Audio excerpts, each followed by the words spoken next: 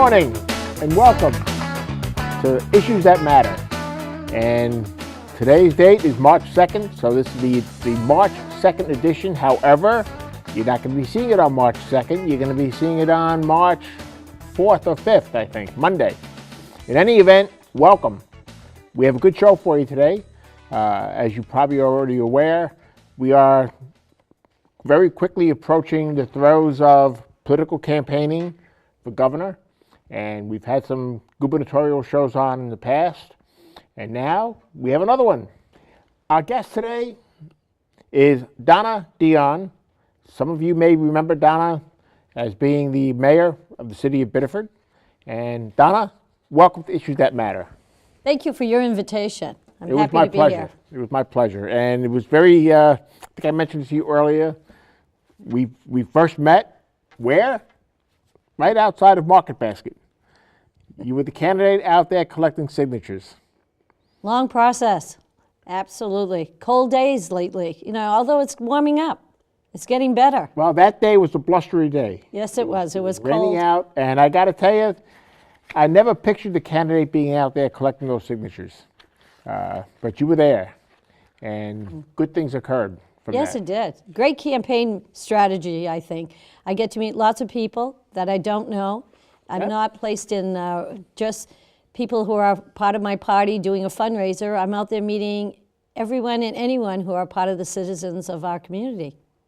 Now, for those people that are relatively new to the community, tell us about some of your background, political background right here in the city. Well, as mayor of the city from 97 to 03, I had an opportunity to get involved in a lot of projects that were very controversial during that time. We had a lot of, my experience was just bringing my business experience into City Hall and learning that that's a tough position. It's a full-time position. Both being the mayor and also the chair of the school committee, those issues involving both parties, bridging them together and developing a budget was definitely a challenge. But we also had during that time situations with air toxic ordinances, with Maine Energy, looking at the coastal area who had been trying to secede from the city, UNE who was trying to expand but was not in an institutional zone. I was part of the strategic plan just prior to becoming mayor.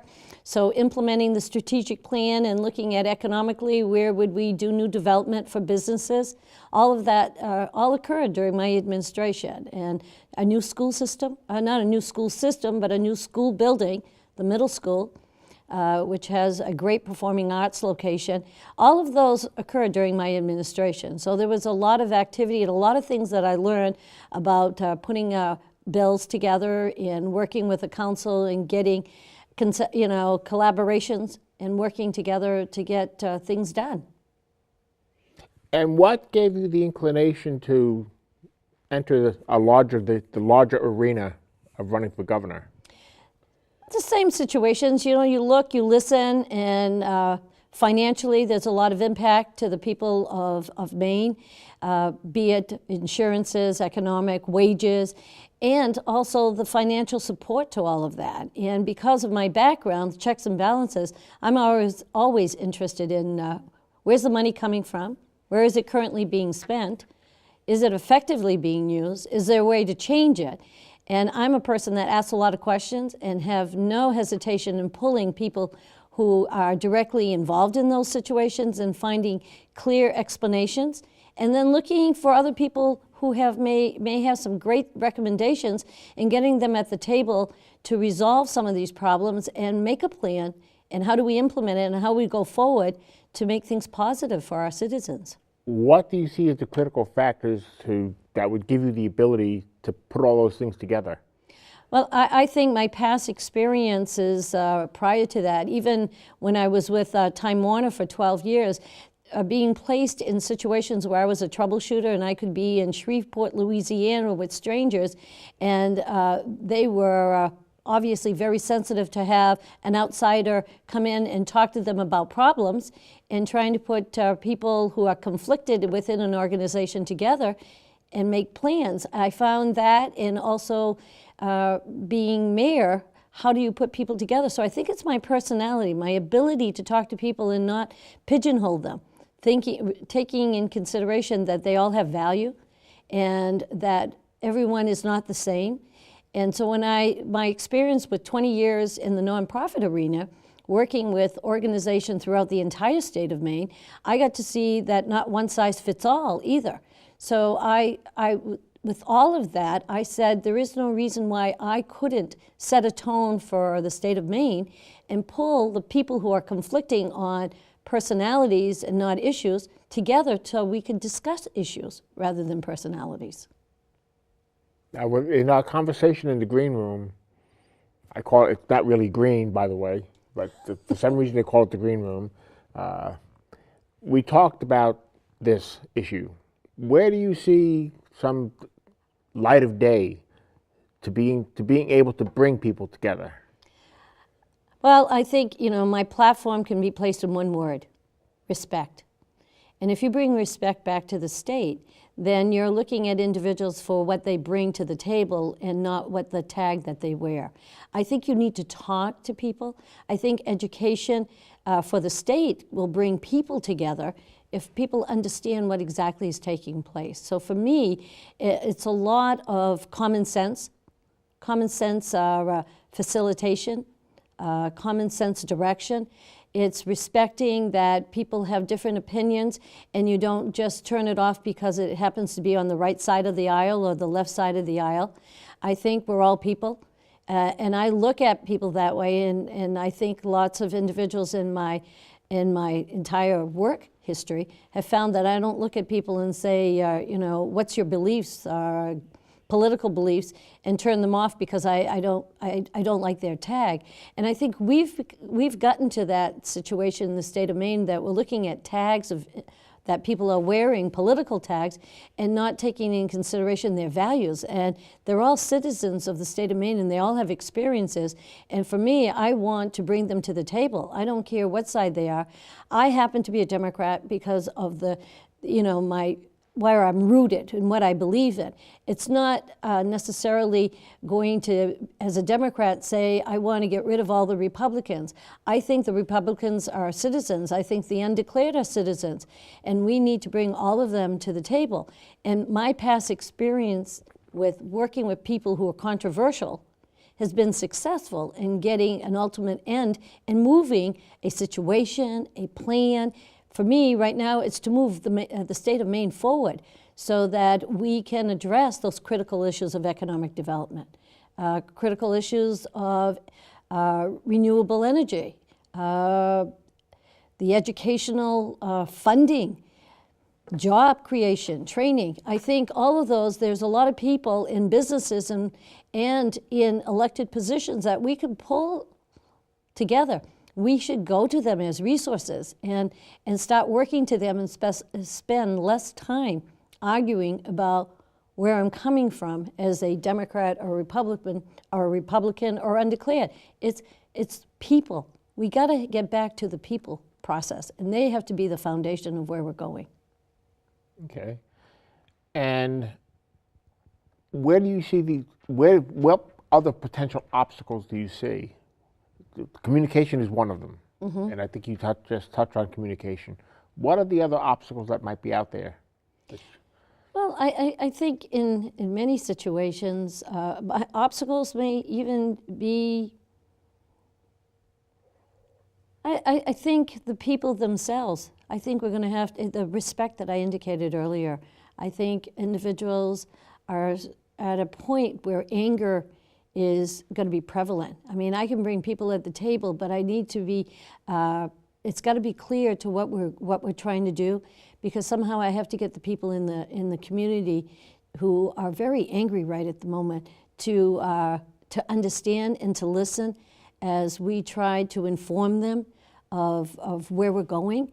I think obstacles sometimes is, even parties are sometimes obstacles. What do you think is feeding that anger? I think it's, for some reason, we've gotten to the point that no matter what we're doing, we're going to hold firm to our party. I'm a Democrat, and I'm not going to talk to anybody else unless you're registered as a Democrat. And I think that's a falsehood, because people are people. And the anger that has separated us and have created so much controversy has been created in some situations from the person who's set the tone. And I want to be the person setting the tone in the state of Maine by saying we need to talk to each other. Where is that respect? Where's that communication? Where is it not an issue because of the party you're affiliated with rather than the people we're serving? Sometimes I get the impression we're self-serving within our parties, and not and we should be serving the people we represent, which is everybody in the state of Maine. Yep. Now, for the past, I don't know how many years, Medicaid expansion has been an issue. Absolutely. And now we've gone to the Citizens Initiative, where the citizens said, yes, we want it, do it. How do you see anything in the bill as it exists that differs it from the previous bill, which almost bankrupted the state? Do you see any way of facilitating that without causing great financial hardship on the state? I think any issue that is being addressed there is a dollar tag to it, and I'll even sort of quote the governor in his State of the State, where you find the money, I support it. You just tell me where it's funded. Well, I'm not going to tell people you need to do that. I need to be working with the state to say, where is our funds?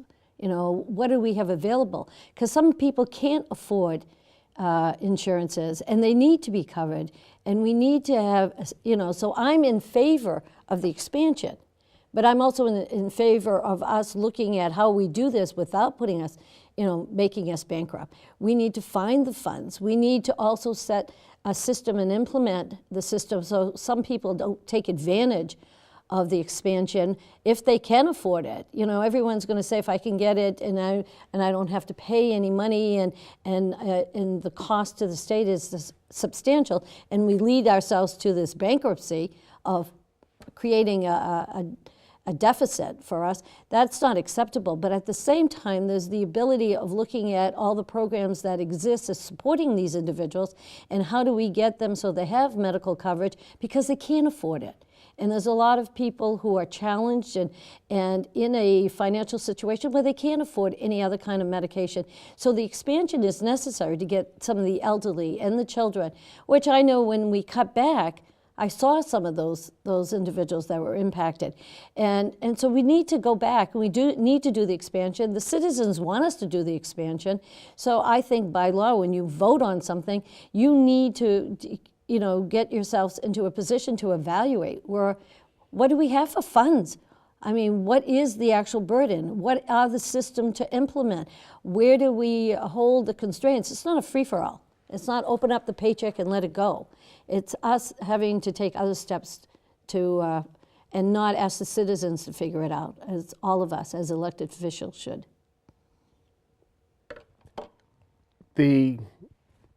As you mentioned, yes, everybody has the ability to buy the insurance now. Mm-hmm. Where the rub seems to be is between the copays and the deductibles. The availability has not really significantly impacted the accessibility, because they can't afford, after paying the pre-insurance premiums, they can't afford all the copays and all the deductibles that they end up having to pay. How do we get around that?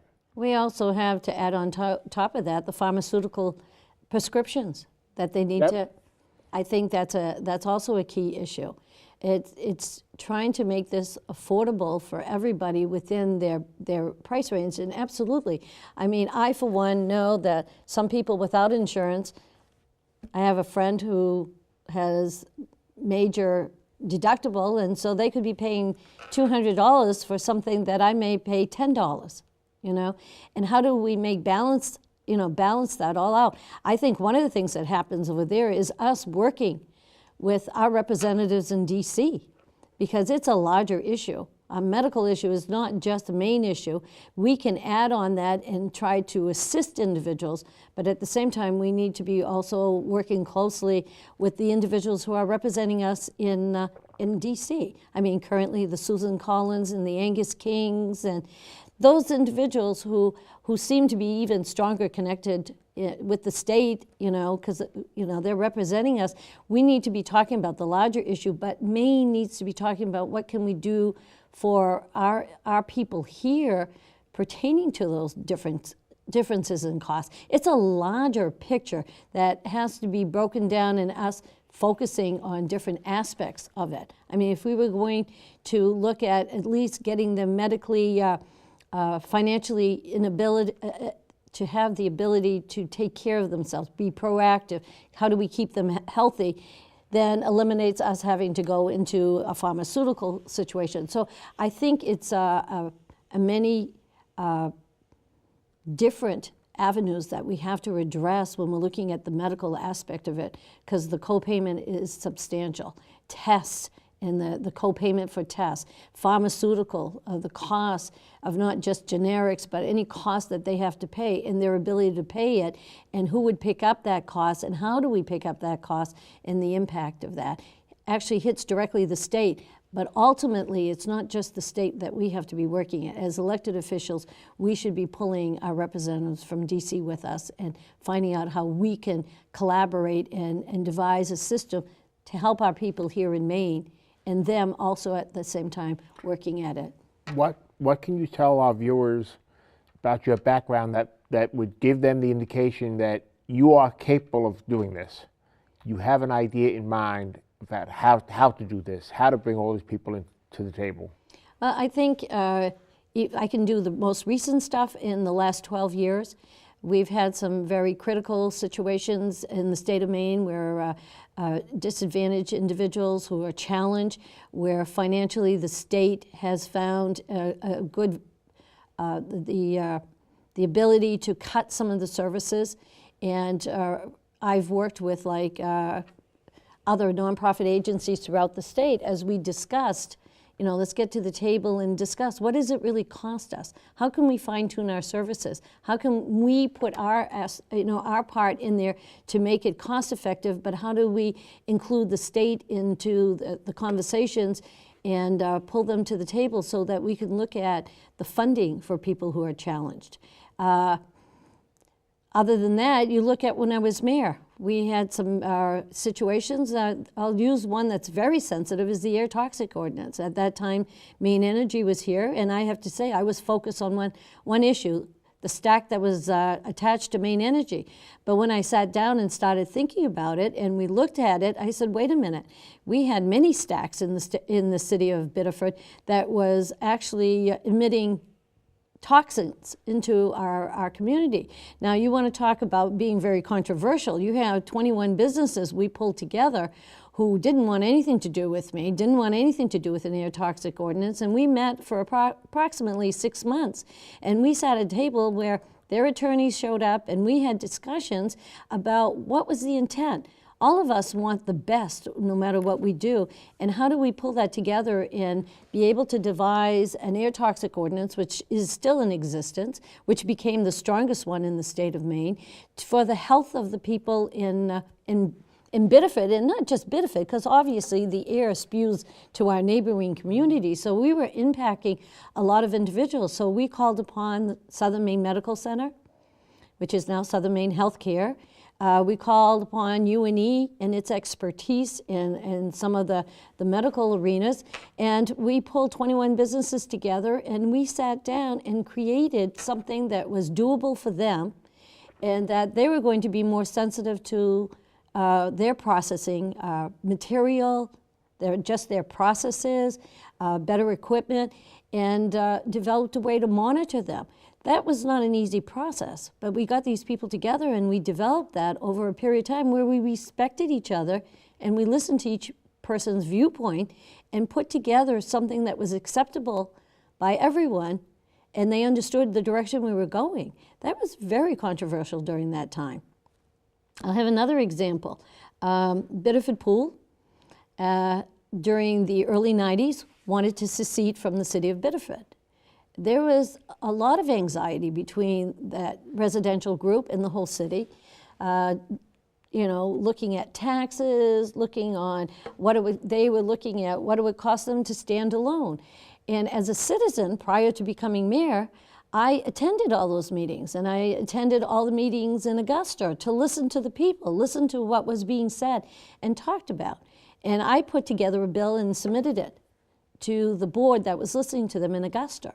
And at one of their last meetings, when there seemed to be no answers to the direction they were going, the state made a recommendation for them to look at a bill that was put together, which happened to be from me, and I became mayor that December of '97, and by September, we had been sitting with members of the community in Biddeford Pool, and we established a commission, a coastal commission, so that they would have a voice and listen to what they said. We brought them to the table. We spent a lot of time talking about that, and now they had a voice. They were comfortable. They did not secede from Biddeford. And then you have UNE. I came into office in '97, and for 15 years, they were working on trying to develop something to allow UNE to expand.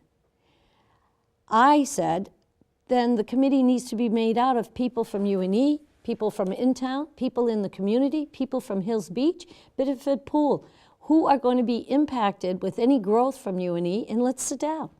Let's talk. Let's listen to your concerns. Let's address those concerns.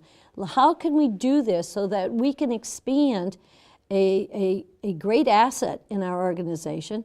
And we developed an institutional zone. We worked with the Saco River Corridor Commission so that we could develop a bill that would, a zone that would allow them to grow, but at the same time not, that the community could deal with, that, because the community there at Hills Beach, they drive right through the center of UNE on a daily basis. They deal with the people. And so if you don't take them into consideration and as just elected officials, you sit there and you try to determine what people like and don't like without listening to the actual people there, you don't necessarily resolve it and get the soundest solution. Now you're talking about the issue of control. Absolutely. You need to be talking to the people of the individual communities. Earlier when I said not one size fits all. Yep. If I'm in, I'll use Machias. I'm familiar with Machias because I went to school there. I went to college there. So that community does not react the same way as you would in Farmington or Biddeford or Fort Kent. Their needs and issues, sometimes we develop laws and it's a blanket coverage. Well, it may impact certain communities differently, and we need to be sensitive to that. The governor was talking about the undeveloped territories or tree farms or deer farms, and that we're not getting any taxes and a fees and lure of taxes. I mean, some of that stuff, you think about it, it does plant a very good seed. How do we get everybody to assist us financially? Because if we had people helping with in his situation, he was talking about roads and bridges. Well, if you have different source of money coming in for roads and bridges, some of the money we currently use for roads and bridges might be utilized for other projects that are necessary in the state of Maine. All of this is with the intent of taking some of the financial burden, the heavy financial burden, off of people. I would envision what you were just talking about as being potentially divisive on the part of various legislators who are looking out for their own constituents. Mm-hmm. Absolutely. How do you? I see it as being a major issue, but how do you overcome it? Well, I think you're doing education and communications. Sometimes it's divisive and people close down. I'm doing nothing, I'm staying here, this is my position. Well, sometimes I still can get what you need, but at the same time you need to hear the whole picture, and we need to educate the people that they're representing on how effective we could change some policies and they still achieve some of the satisfaction they need, but we can't. Sometimes some individuals are very successful. They're very strong. They've been in politics for a long time. They understand the rules and the regulations. But then you have some small communities who don't have that kind of representation. They have good representation, but they don't necessarily have someone with longevity. So how do you bring the people who have a lot of experience and longevity to the table to other individuals and help us out as a state? You know, we have the North and the South. That's always been a battle, the North and the South of Maine, because we're so large. It shouldn't be that way. That goes back to the 1800s. Absolutely, absolutely. It's always been there.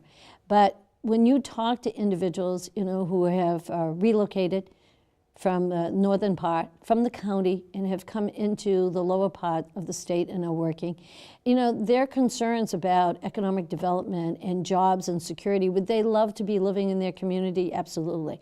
Unless, you know, but they're looking for new challenges, or they're looking for a better life, or they're looking for, well, we need to look at what do we need to do. I mean, what are some of the changes that we can assist in the county to accept, so that other businesses have a desire to go up there? What are the businesses? What are some of the things that we could lure into those counties? And I think there's lots of people in the state of Maine who said, I got lots of ideas, but I'm sitting over here and I'm going to see if you come up with them. I'm extending myself and saying, no, guys, I'm the governor, and I would love to hear your recommendations, and I would love to pull the people who are representing there and develop a subcommittee where these individuals are hearing possibilities for their locations, rather than us trying to do it isolated in a vacuum. I mean, we need to expand. We need to break down some of the walls. We need to listen to some of the things that are available. Listen to some of the businesses and what their needs are from outside. How do we lure them into Maine? That's a good question. How do you do that? Well, I think we need to have a qualified working staff to use as a carrot. You know, we need to look at our educational system, not just, you know, kindergarten through high school. We should be, during that period of time, fine-tuning the individuals, looking at some of the key things that make them effective young adults, and looking at also the training in the colleges. I spent a little bit of time with the president from the University of Southern Maine, President Glenn Cummings, and we discuss how's the college, the atmosphere. What is it? What are you changing? You know, how are you addressing the ability for us to lure new businesses? How do we keep our educated students in the state of Maine? And I had some suggestions, which it was great because they're in the process of doing it, is doing internships. They're changing their programs, so there's specific goals of the students, but what kind of jobs would those be able to, what kind of positions or companies could they interact and utilize their skills? And they're in the process of changing that and developing a lot of internships. And I found the same thing that was occurring in Bangor in talking to the educational system, is that they're looking at what kind of research and development can we lure into the Maine area up north, that some of the educational individuals and the students that are graduating can do initial internships and then be possible employees and expand, because when you get new businesses there, you're expanding a lot of other services that complement the area. And so I think education is a foundation in a lot of things that we're doing, and it starts in our younger students, giving them every opportunity to succeed, getting them prepared to either go to a vocational school, do a specialty career like plumbing and electricians or carpenters, because there's a lack of them, but at the same time looking at what we need to prepare them for college, while college is preparing them for specific jobs and doing internships, which then we could use as a carrot to businesses. I mean, do we want to be a research and development? You know, what do we want to be, you know? And I would assume that you want to be what is going to be necessary down the line. Absolutely. Absolutely. And education certainly does play a role in that, which brings me to, there's a great deal of push and pull for control of the elementary educational system. The federal government seems to be very much intertwined and trying to take control over things away from the local schools and bring it into the federal system. I think the local system, the structure of the local system, obviously has to be strong enough to provide the specifics needed for whatever community they're from. Financially, I think if the federal government wanted to drop lots of sums of money with a structure to provide value to that education so that these people, students going through the system is well educated and become assets of our communities, I think there is a working system that could be developed. Because I think if you look at the local education, sometimes some of the structure and financial abilities limits our ability to actually provide a value education to all the students. Some students excel, and I'm finding that lots of them who are excelling are then placed in magnet schools, private schools, where I think the value of education is a community responsibility. But in order to do that, you find that you need to get parent participation. I know the federal government wants it under their restriction. I don't know a lot of the details behind that, so I'm not going to be an expert. I just know that sometimes the best individuals to provide the structure are the individuals locally, as long as we maintain a value of high-level teachers who are there to, and I've seen that in lots of school systems. We have some excellent teachers who are directed and put extra time to get each student at a level of receiving every opportunity to succeed. And I'm not saying to mask it and just let them slide through. I think we need to be looking at students' abilities and what they need to survive, and looking at when they're getting to the middle school and the high school, that there is some direction. Sometimes parent involvement in education has not always been there. You always have those parents who are concerned, and you have them supporting the educational system and their children. I think we need to be sensitive to all the children that are going through school so that they all have that opportunity, that valued education and a chance to succeed. And sometimes it becomes very competitive in education. I don't want to be the individual that learns a little slower. So as a result, we get by, but there is a connection there of things of interest to those students, and the kid in the local school system can pick that up, and the structure. And they said, we don't have enough money, how do we do that? I think there is ability in the school system to challenge all the students at a level where they get a valued education. They all have to be productive members of our community. I don't care if after high school they don't go to college. They pick up a trade. Those are valued positions needed. But the federal government, trying to control the whole thing, may take some of that structure away, and I don't know, and I would have to investigate that to look at it even more so. Well, you just mentioned something that touches on something that's been a belief of mine for quite some time, and that is that for a period of time, we became pigeonholed, and we were telling, you have to have a 4-year degree. Mm-hmm. You got to get a college degree, got to get a college degree. And there are people out there that don't cotton to that, you might say. They want to be tradespeople. Mm-hmm. They want to be the plumbers. They want to be the electricians. They want Absolutely. to be the ditch digger. Absolutely. Whatever. They don't need a college degree. But yet, we seem to have gone through a period of time, and I suspect we're still in it, that we push people into the college. And that's forcing a square peg into a round hole. It doesn't fit. Absolutely. I think sometimes, you have both ways. You have those individuals, you need to go to college, you need to go to college, or those people who are saying you don't have to go to college to be successful. You don't have. I think there's a happy medium. It's based on the individual's desires and their goals, and all of them are valued jobs. I don't care what you do.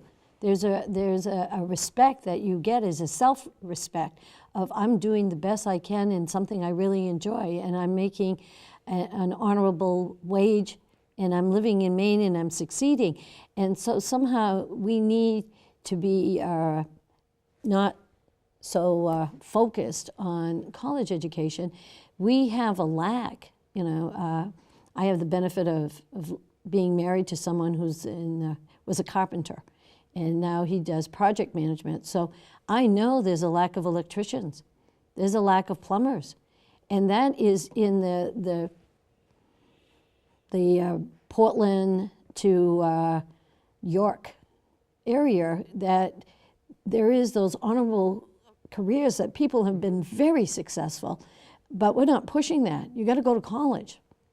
Well, you know what? You may have to go to a community college. You may need to go get your master's in electrician or be a plumber. There's all kinds of other things that people are interested in, and somehow we need to, within the school system early on. We need to develop the shop class again. Absolutely. Well, we have centers of technology that exist and for, I'd say 10 years ago, they were working that what you're taking in math is related to what you're going to do and when you go to the Center of Technology. So, you could be doing material fabrication, or we're teaching you computers. And people say, well, I'm not going to be an IT person.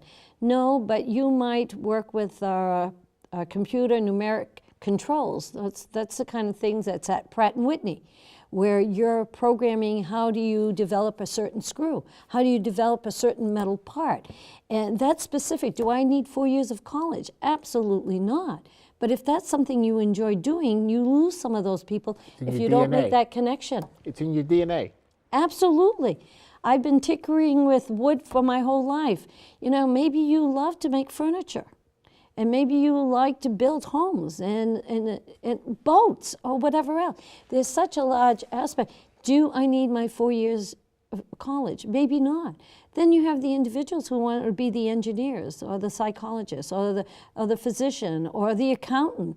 And their training in college is going to provide them with all the assets they need to work within a business who's probably building boats. Well, they have a lot of laborers that are doing that. Every company has various individuals. You have marketing, you have fundraising, you have the ones that have that specialty trade. They're building those boats or bridges or whatever else. I think all of that is opportunities and challenges, and we have to be working in our educational system to make those connections. The teachers are the frontline people who see that. And I'll give you an example. A personal example. I have a son who's our architectural designer. When he was in the 7th and 8th grade, middle school, 6th, 7th, and 8th, I would go to teacher conferences, just like everybody else. My husband and I have this one son, always drawing things, pieces. He was like jigsaw puzzles. He would do designs of anything. And I went to school, and the teacher said, here's some of the work that he was doing, and it was fine. And we're tired. I said, okay, because I saw that all the time. I had no points of comparison. We didn't have any other children. She said, no, come here. And she placed out the papers of everyone doing the same project. Our son jumped out. Oh, my God, his detail, his structure of design was nowhere close to some of these individuals. And that teacher said, well, you need to keep tabs on him. He needs to be taking drafting classes or architectural classes or whatever else. In his 8th grade, he did a thesis, which we only found out years ago after I threw papers away when he was in college. He had said where he wanted to go to school, what he wanted to do in the 8th grade. My son did that. He did what was on that thesis. And I didn't even know it was there, But he was encouraged by a teacher, look at things. And so I think as much as we support our kids, We have to be involved. We have to go to school, but those teachers have to be educated and sensitive to what the needs are of all those students. And if there is a need where they will have some challenges and maybe not the support that they should have, or how do we get the family involved, I think we need to do that, because that's our basis for our future. When they get to college, we need the president coming saying, we're going to look at what their needs are and develop relationship with businesses out in the community and say, we have those qualified individuals. We're training them. Why don't you accept them as an intern? Develop those relationships so our youth start staying in the state of Maine. And we start looking at what else kind of businesses do we need in the state of Maine, which enhances our infrastructure.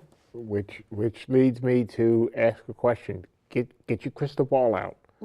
Where do you think this state has to go down the line? What does the future look like? What are going to be the challenges that the state faces as we move down the timeline? I think energy is going to be a very cost factor that we really have to address. Looking at renewable energy, how do we diminish the cost of electricity? That's a benefit for new businesses coming in. We need to devise a plan for each of the areas of what would enhance those areas, what kind of businesses could survive there, how do we lure those businesses, how do we go out and market those businesses, market directly to those businesses. You know, I'll give you an example.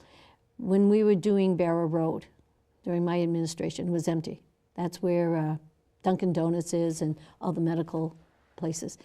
It was empty. Didn't have a single tenant. I remember that. Okay, that was during my administration. It had already been constructed prior to it, but it had no tenants at that time. And during my administration, there was many proposals that came across and said, let's do some big boxes.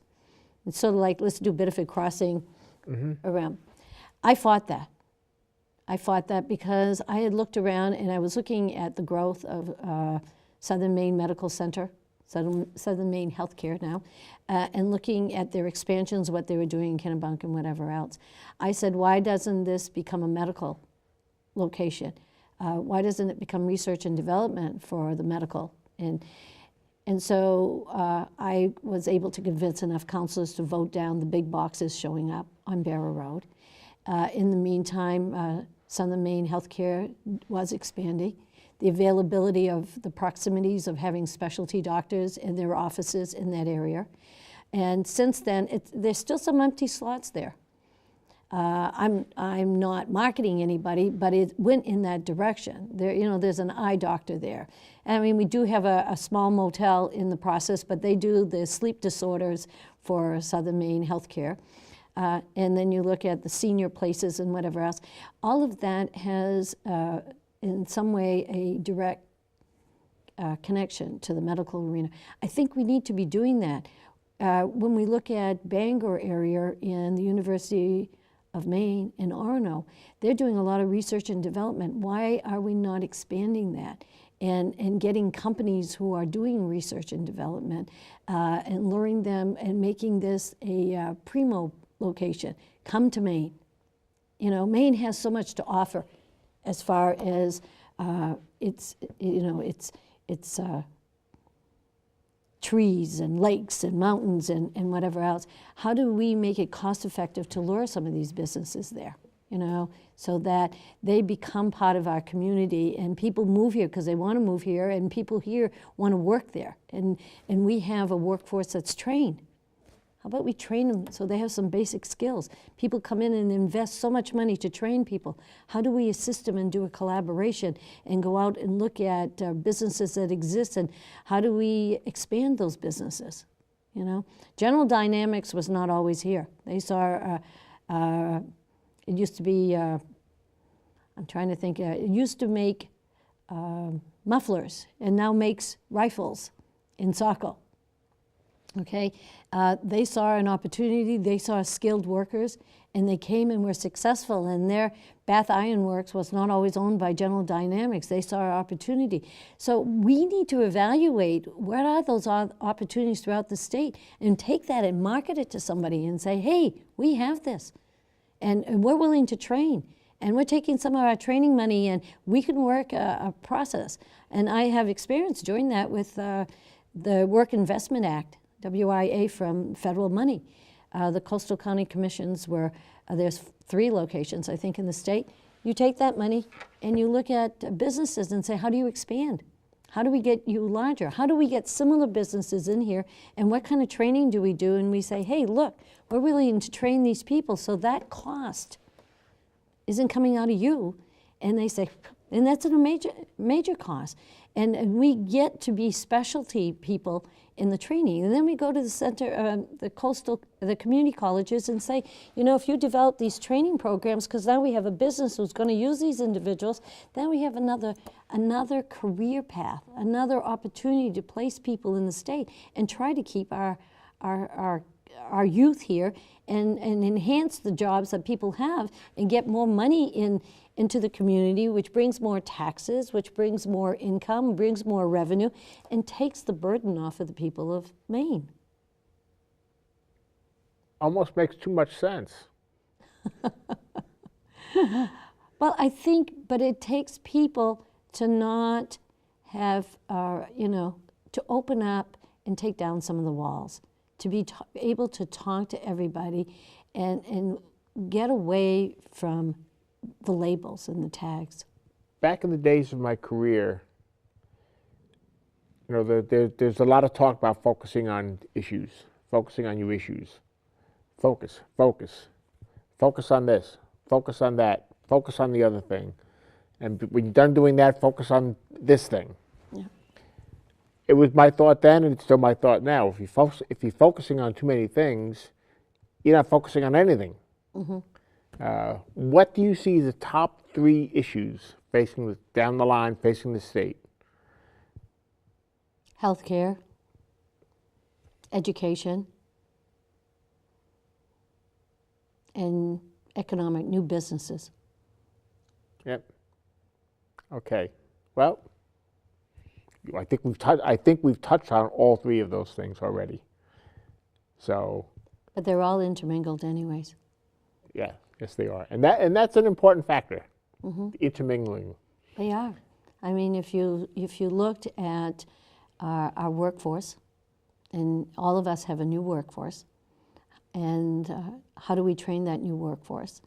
And at the same time that we're enhancing whatever training we're doing to the individuals that have been here right along. And if we're training individuals and doing collaboration with businesses, how do we keep the youth here?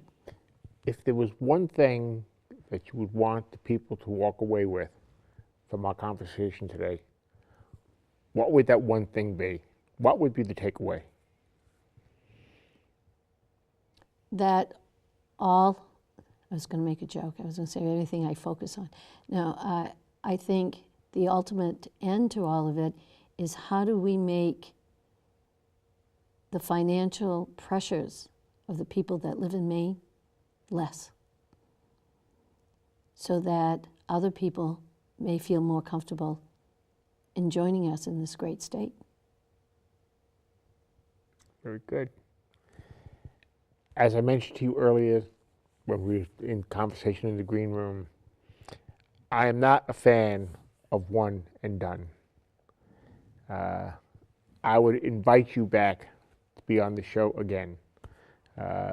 At a time much to your choosing, when it's most beneficial to you. I think we had a good conversation. I've enjoyed it. I would welcome you back, and thank you very much. Thank you very much for the invitation. This was very enjoyable. Well, it's some things just happen in a fashion that you say, this was meant to be. Absolutely. I mean, you were there. It was a blustery day, raining, cold, and you were out there collecting signatures. And I tend to be somebody who, I don't shy away from signing things. I say, if it's something that you're looking to get something on the ballot, I'm all for getting it on the ballot. Let the people make the decision as to whether or not they want it. So if you're looking to get on the ballot as a candidate, I'm not going to say, no, I don't want you on the ballot. Mm-hmm. That's foolish.